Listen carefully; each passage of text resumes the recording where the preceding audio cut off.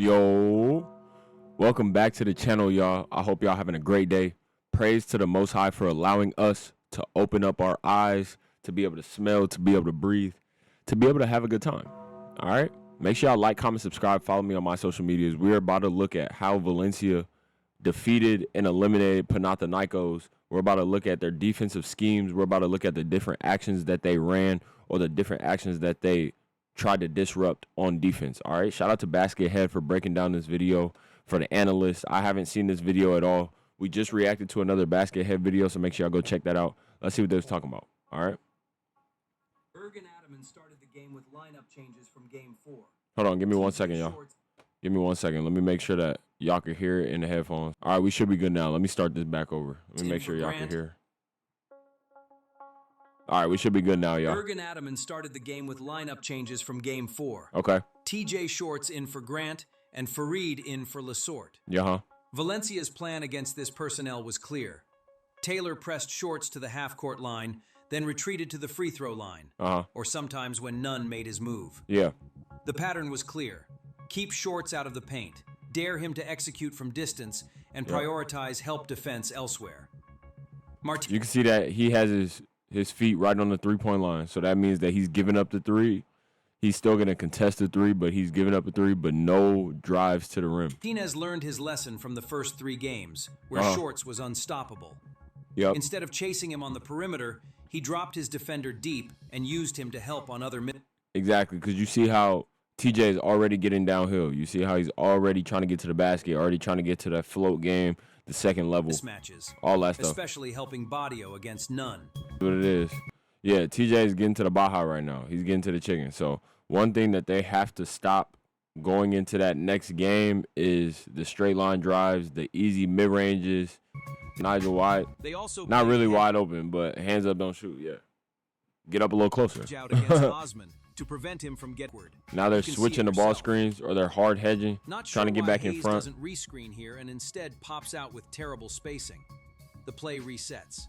None goes for a late clock ISO. Taylor, sitting at the free throw line, immediately goes for the trap. Look, double team. Now that they know that they want to keep TJ out the paint, they want to keep him on the perimeter, now he's double teaming. Taylor, sitting at the free throw line, immediately goes for the trap. Everybody helps on the backside. Nice counter from Nunn. Attacks with a crossover and pulls up, but misses. Yep.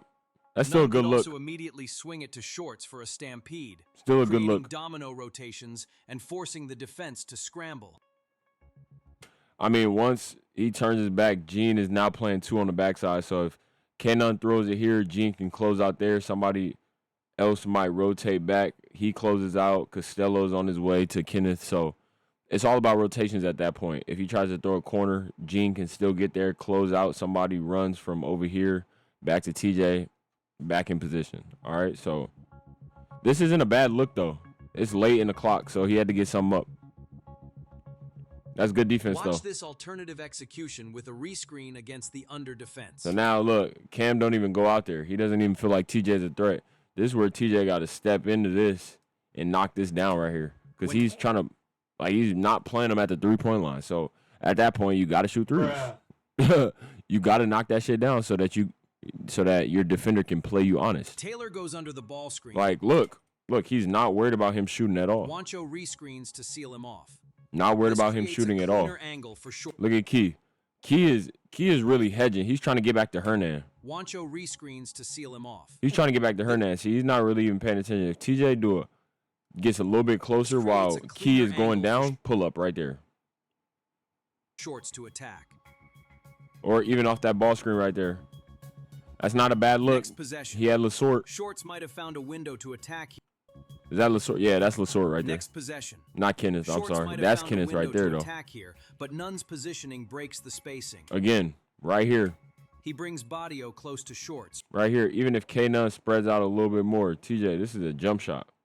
Even if 12 wants to act like he wants to, even if 12 wants to step up and act like he's about to take the ball, that's still a mismatch. And then Kenneth, this is Kenneth right here. Kenneth has a mismatch also. Preventing the drive.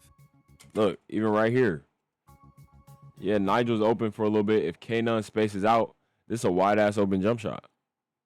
So they got to be able to see that. See, he should have been went corner. Fareed slips against the hedge. Jump shot. Shorts can't find Jump shot. either Jump shot. Jump shot. Jump shot. Fareed or the skip to Good. Osman in the corner. Now he slips out. He's reluctant. Swings it to Hayes, who swings to Osman. Swing. But Montero's brutal closeout deflects the pass and forces a turnover. They back on.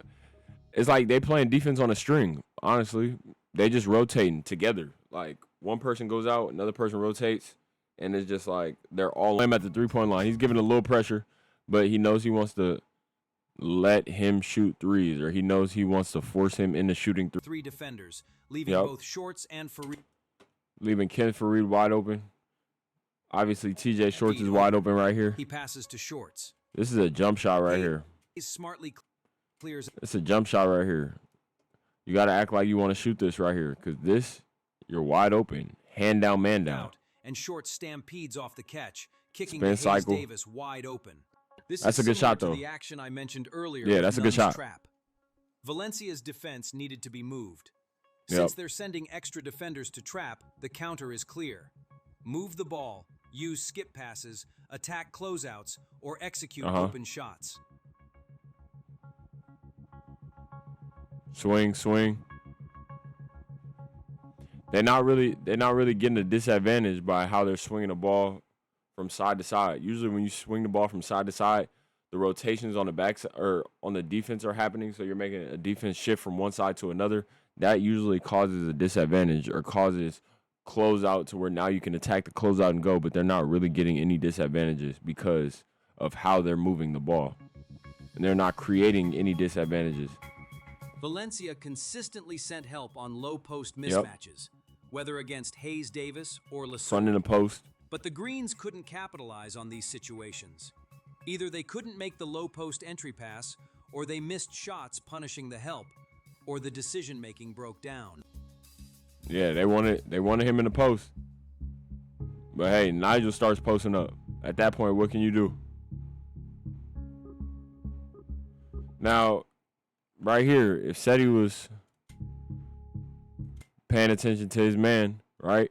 You want to make this shot a little bit easier. If Seti moves over here while Gene's eyes are to the ball, obviously, yes, Nigel knows that you're right here, so that's why he just doesn't think about it and just passes it to you. But if you slide over, you create a better angle for the pass, and Gene doesn't know where you're at.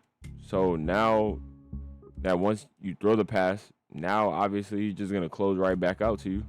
That's a tough one right there. Yeah, that's a tough shot. I'm not going to lie. Possessions like where you're getting a good shot, they're just not taking advantage of making it. But it's all good. It be like that sometimes. Now, right there on the spin, you see that the quarter man is open. You see that the corner man is open when you face up, and you see that there's help on his backside, right? Right there. You see TJ. You see Hernan, right? Lasort sees both of them.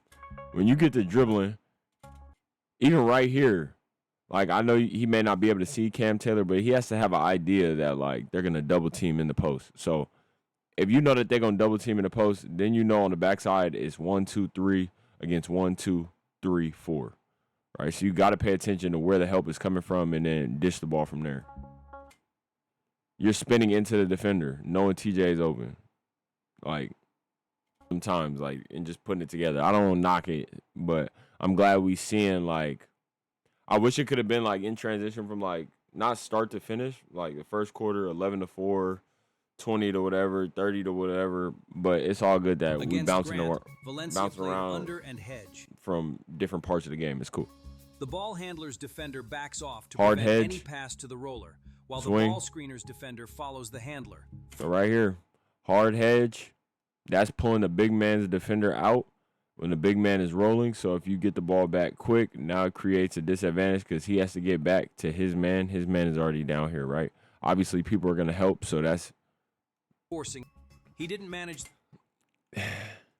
Mind you, on these actions right here where he's getting the ball and he's coming off ball screens, they're hard hedging and stuff like that. He can still get a good look. Right here, I just feel like he just turned it over. Or he got blocked. But I feel like playing off 2 feet, boom, he could have got a layup right there for sure. He didn't manage the situation well. For sure. 6 turnovers, 31.6% of his possessions ending in a turnover with 29.7% usage. His Wow. efficiency was abysmal. Ref said no hesitation, offensive foul. With 29.6. Yeah, Badio was there. He play on 2 feet. I mean, 31.6% of his I don't feel like he bumps ending into him to where it's an offensive foul. I feel like he bumps into him, moves a little kid out the way, moves the little kid out the street, and then goes in easy lay. With But hey, 29.7% usage. what do I know? His efficiency was abysmal. 34.6% true shooting. Yep. This is a player who Reject shoots the ball screen. 57.9% effective field goal percentage and 60. And they shade and double teams everywhere he goes, so that doesn't make it any easier. 8% true shooting on the season. Let's keep going though. Completely neutralized. Downhill, double team coming. Got to be ready for a turnover. They just threw a blitz at K-Nunn. Like every time he turned his back, somebody else is on their way. Oh, another turnover. Yep. These are the best games to learn from, though, honestly. Because you see it, you watch it again, you see where you went wrong. Good bucket. You see where you went wrong, and then you kind of make your adjustments from there. Knock it down. Got to know to knock that shit down. The easy looks that you get, because they're playing good defense and they're playing physical, that you're not going to get easy looks. The ones that you get that are easy, though, you got to take advantage, knock them down, though. Damn, totally. Sheesh. I ain't see that one in the highlights, huh? Swing. Yep, downhill. Fader. It's a good buck right there, Nigel. It's a great buck. With Toliopoulos in the game, more pressure was applied on ball screens because he can shoot off the dribble. Yep. They were able to penetrate the defense and kick out to create scoring opportunities. This shows how important Sluka's absence was. On the other hand, it shows how That's another big thing. They did not have their OG Slukas. Slukas, I'm wishing you a speedy recovery, my guy. But next year, we got to make up for this one. Slukas. The Greens were to use TJ Shorts in this series. Yep, downhill last swing. Season's MVP candidate. The whole management throughout the season didn't allow the Greens to build the mechanisms to work efficiently with him on the court. But since the team paid him significant money, knowing his shooting limitations, they should have worked throughout the entire season to make him valuable in situations to work efficiently with him on the court. But since the team paid him significant the mechanisms to work efficiently, the whole management throughout the season didn't allow the Greens to build the mechanisms to work efficiently with him on the court.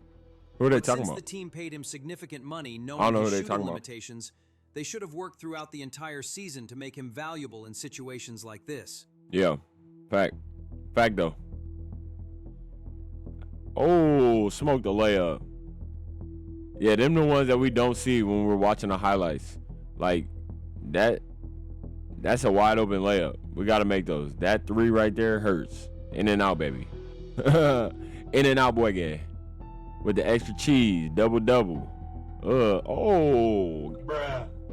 Yeah, they was missing a lot of shots though. We seen that from the percentages. Obviously, we don't know how good the defense is. We don't know how good or bad the defense is when we're looking at the stats. But hey, it's all good. Downhill. Check this kick out to Grant in the left corner. That's a 50% shot at best. Yep. Should have kicked the ball. Wide open though. Wide open. And this is where the decision making got to be a little bit better. This is where you go back and watch film and be like, okay, he's wide ass open. I got to make that pass to the corner because yeah, he's butt naked nasty, wide ass open. Kick out to Grant in the left corner. Nobody's guarding. 50% shot at best. Should have. He would have knocked it down. Yeah, he would have knocked it down for you. 2-2. Yeah, for sure. Deuce. Easy money. That should have been the look the whole time for real. I don't want to dismiss the coaching staff. There were adjustments in the game. We saw counters. We saw new plays. But this simply wasn't enough. Yep. Valencia's players looked more physical, fresher. Downhill. And they had clear directions from the bench. No, sir. Martinez completely outcoached Ataman. Everything was tough for the Greens. They could have closed out the series in home games 3 and 4, but they didn't. Considering the budget margin between... They hard hedging the shit out of all these ball screens, and that goes unnoticed sometimes, but like that's a very big factor. Let's get back into this. I'm not going to keep pausing it. These two teams, this was a huge flop for the Greens, especially with them hosting the Final Four next week. These looks are just so difficult though. Like I know I just paused it again. I know I said I wasn't going to keep pausing it. But like the looks that they're getting Number one, the easy looks that they're getting, they're not taking advantage of. And then the difficult looks, they just look wild on some of these possessions, Considering right? the budget Off the ball screen, hard hedging. They're trying to get the ball out of K-Nun's hands very, very quickly. Or they trying to make them turn it over, all right, so they can get out and run. So Jarian now has the ball, right? Pass fake to the corner. Corner's open, right? He could dribble, create a better angle. Obviously, can throw the pass to Lesort, can throw the cross-court pass to Rog. These two teams. I want to say he looked away and then tried to throw a good pass to Lesort. This was a huge, kind of a difficult catch for the Greens, especially with them hosting the Final Four tough shot. next week. Got an offensive rebound, got some free throws, but still kind of a tough possession. Now ball screen, softer hedge. Watch here. Into the post. Flash cut from Rog Kavopoulos and the immediate kick. That's a dope ass pass right there. This was exactly the Gotta take advantage of those though. Gotta take advantage of those. Nonetheless, the game is not always gonna be perfect. The game's not always gonna be you always missing. The game is makes and misses. Like at the end of the day, if you faulting somebody for missing shots, at the end of the day, they still on this level. They're still professionals. So like, where are you? You feel me? And can you make that shot under all that pressure with getting all this and getting all that and still having to go out and play, even though you may have had a game a couple days ago, boom, body hurting, whatever the case is. Not providing no excuses, but just live inside a basketball player's mind for a second. Stop thinking, oh, I'm just over here on the sidelines or I'm over here in the stands and make a shot. Like, they're trying. I promise you they're trying. Swing. Seti, what you see? Back to him. Ball screen, slipped out of it. That was a good slip. I'm not going to lie. That was a good shot, and it was a good slip. Reason why I say slip, because he didn't touch Badio with the screen. He got out of there, right? So even if right here, Badio's still kind of playing this pass right here, Hernan can come right here to the free throw line, right? Create something a little bit easier. If he passes it to Shetty, because I know y'all, whenever I say Seti, y'all be saying this wrong. Gene is kind of playing this pass. That cross-court pass is open too. He cuts in, obviously. He sees K-Nunn shooting it, and he didn't have a whole lot of time on the clock, but still kind of a difficult look. And here we have a floppy into diamond action. Floppy action. They were trying to activate Rog Kavopoulos and Osman with off-screen actions. Look how they hedging the screens, though. They hard hedging these screens. They playing really good defense. And I wanted to talk about this too because leading up to this next game against Real Madrid, this is not going to be an easier task playing against Real Madrid. I feel like Real Madrid has better chemistry with them being together for so long. That same team with like Campazzo, Tavares, Yule, Abaldi, Deck, Hazonia, Maladon, Felice, like Trey Lyles, they've been meshing well all season. So I feel like yes, their game plan is going to be different according to personnel, but I feel like they're going to still try to muck it up and still try to create a lot of turnovers against Real Madrid also. Swing, Rog, turnover. Yep. Floppy action. That one kind of worked right there. Got to make a layup. Have to make a layup. Watch here. Y'all not getting any easier looks. Y'all got to make layups. Assists. Since all the defense is focused on him, there's plenty of space for his teammates to Nigel. execute. That's where everybody else eats. When everybody focusing on K-Nunn, Nigel playing the background, which like there's nothing wrong with playing the background. You picking and rolling and picking and popping and slipping to the open three, like those are the shots that you want Nigel to get. Easy looks. Or your third options, Seti or Toley or Jarian. Those are what you want them Valencia to was get. the Gotta team make in this that. Series. More physical, better coached. Yeah, gotta make that for sure. They had some blackouts in crucial moments, Swing, but overall Shetty. they deserved to advance. For Panathinaikos, this hurts. That's a good buck. Hosting the Final Four next week Swing. and being eliminated at this stage is tough. It's a good shot right there to end the quarter. Being eliminated at this stage is tough. Sluka's absence was a factor, but there were deeper issues throughout the season that became clear in this series. Let me know what you think in the comments. If this added value, like and subscribe. Hey, make sure y'all like and subscribe to Baskethead. We love these breakdowns.